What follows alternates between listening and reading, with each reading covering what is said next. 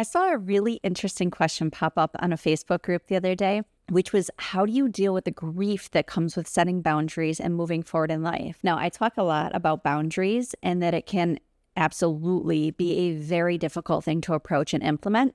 And I've even talked about the guilt that can come with boundary setting, but I thought this was a really interesting piece that I just have not talked nearly enough about.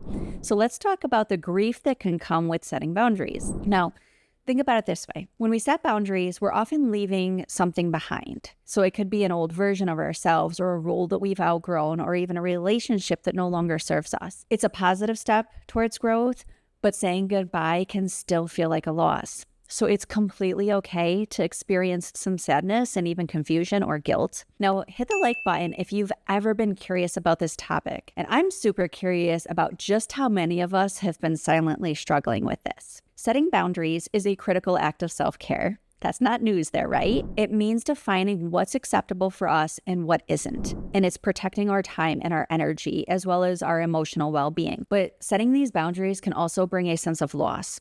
So you might feel guilty for saying no to certain commitments or relationships or for prioritizing your needs over others' expectations, particularly when you haven't been doing that necessarily. So how do we handle this grief? And how do we move forward while still honoring our feelings? So I want to share a few tips with you that can help with this.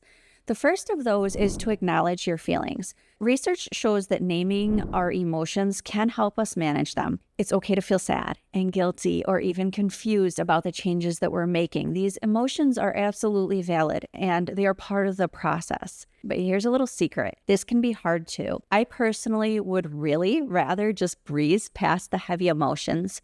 Unfortunately, that's just not a healthy approach. It is super healthy, however, to feel all of your emotions so you can truly work your way through them without leaving pieces of them hidden in the background, just waiting to wreak havoc on your emotions and your body. Now, the second thing is see if you can learn a little bit more about the grief that's coming up for you. Get curious about it without judgment. That piece is key there, all right? So journaling is a really great way to explore your thoughts and emotions when you're processing those things on your own. Now, the third is to reflect on your emotions or your reasons rather for doing it. So remind yourself why these boundaries are necessary.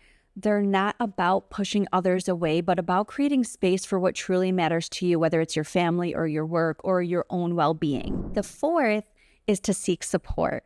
Leaning on someone you can trust will lighten the emotional load. So talk to someone who understands your journey and can offer you empathy and encouragement. A professional's perspective can also help you to see things more clearly, and they're there to be unbiased. Now, finally, give yourself grace. We're having a human experience with human emotions, so give yourself the space to do so in the same way that you would support a loved one experiencing grief. Also, don't forget to celebrate your progress.